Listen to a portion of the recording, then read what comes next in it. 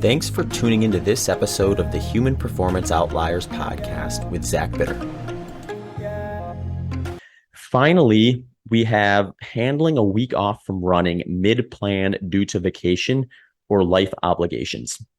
Okay, I love this one because this one is so appropriate for most people. Most people, like I mentioned in the intro, are just not going to have a lifestyle that is conducive to them becoming a monk essentially for nearly half a year and living all around their training and having every week be, or every day, every week, just be 100% priority towards training and maximizing training.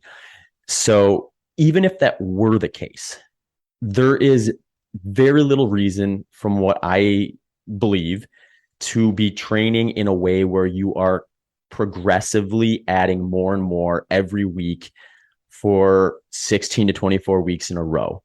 I much prefer having kind of focus points in your training where there are kind of goals that you're trying to achieve within, say, maybe a 4 to 6 week window, and working on those goals before transitioning into the next aspect. I follow a least specific to most specific principle a lot of times in training where I pick the race dictates an intensity or an environment. I start with least specific things, maybe weaknesses I need to address before I get into the thick of it. And as I get closer to that race, I get more and more specific to what I'd be doing at the race. So if it's 100 miles, that's going to be a little different than, say, like a 5K, just due to the intensity of those two events being drastically different.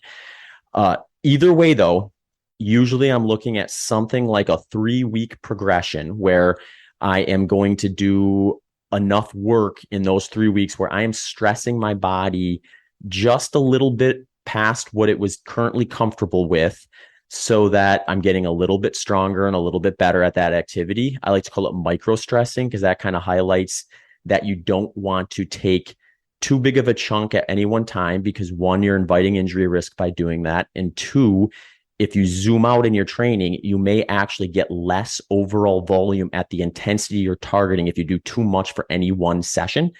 So micro stressing for, say, 3 weeks. And then I like to have what I call a deload week. And a deload week is simply just a reduction in volume and intensity for about a week to let your body kind of absorb and catch up from all the stress, all the physical wear and tear that came from that last 3-week training cycle. And then you start the next one feeling a little more fresh, a little more ready to go. I think it's a great way to minimize injury risk. And it's a great way to make sure you are not plateauing due to overreaching or finding yourself even taking a step back because your body isn't catching up or recovering fast enough. And finally, it gives you, kind of like when I described doing some hills or trails, even when you're training for a flat race every once in a while, that kind of give you a light at the end of the tunnel. It gives you a smaller target to focus on. You're not thinking like, all right, I'm on week 1 of 20 weeks. So here we go. And then by week 10, you're so fatigued from everything that you lose interest in it. You always kind of have that like, okay, I'm just going to take care of this 3-week block. I'm going to focus on that. I'll worry about the rest when I get there. And you're focusing on getting to that deload week. It gives you a little bit of a shorter target to focus on, one that I think is just a little bit more manageable. So here's how this addresses the question. If you know ahead of time when you're setting up your training, I'm going to have a 1-week vacation with my family on week 10. Just structure your training so that week's a deload week. It gives you a lot more flexibility. You're able to reduce your volume and intensity. If it happens to be really busy and you have very little time for running, you can set up your training so you're maybe just doing a little bit more than you normally would, not getting too risky, but putting yourself in a position where that you're just getting a little more stimulus that week leading in to that deload week or that vacation week, so that you actually want it to absorb the training and use it as a net benefit versus something that's actually going to like stagnate your training or make it less impactful. And I think when you look at it that way, you have a situation in which you can maximize your training, but still enjoy and not stress out about these things that tend to pop up. And it doesn't have to be a vacation. It could be something like a work trip. Maybe you have a work trip or you're traveling for something like that, and it's just going to be a lot harder to get in high quality work. Well, by reducing your volume and intensity, you're not asking your body to match what it's capable of. You're asking your body to focus primarily on recovery and do just enough stimulus so that you're not getting rusty or like having a reduction in your fitness quality by not moving for a week straight or something like that. So don't overthink it. It's a very short period of time in the grand scheme of things. You're not going to lose like any meaningful amount of fitness. And even if you maintain roughly 50% of what you were doing leading in, you're not going to probably lose any of your fitness during that 7 days or whatever it happens to be. So that's my kind of take on that. I will add, there's no reason necessarily to like hyper focus on like a 3-week build, 1 week deload, 3-week build, 1 week deload. You can be a little more responsive to what your body's telling you for that.